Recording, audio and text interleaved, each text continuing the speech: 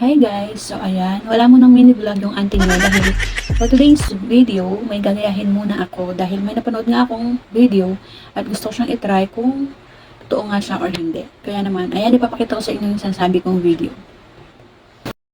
At ito na nga yung sinasabi ko sa inyo guys na video na napanood ko at itatry nga natin siyang gayahin.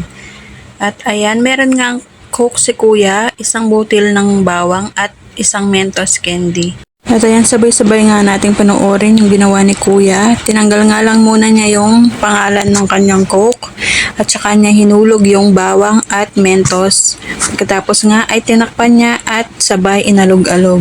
At ayan na nga guys yung nangyari sa Coke. O diba nagkulay tubig yung Coke. Try natin. At ayan nga guys, napanood nyo nga yung video na sinasabi ko sa inyo. Kaya naman, tara at gayahin na nga natin. Meron nga ako ditong Coke na maliit. Maliit nga lang yung binili ko para hindi naman siya masayang. At ito naman, may isang butil ako ng bawang dito. At meron din akong Mentos candy. Kaya naman, ayan, try na natin kung legit nga siya.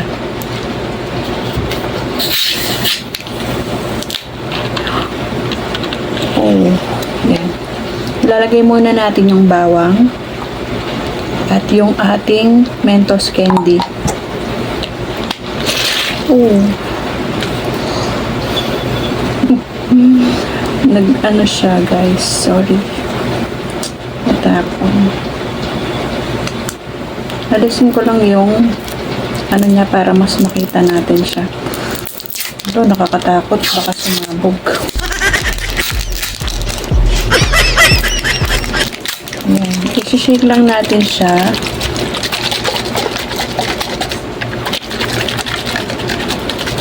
2 days later, 3 weeks later, many months later, 6.5 hours later, 1 eternity later.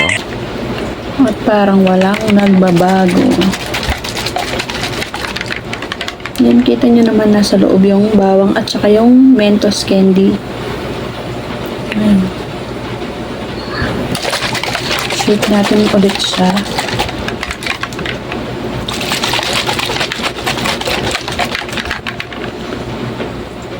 Hindi siya totoo.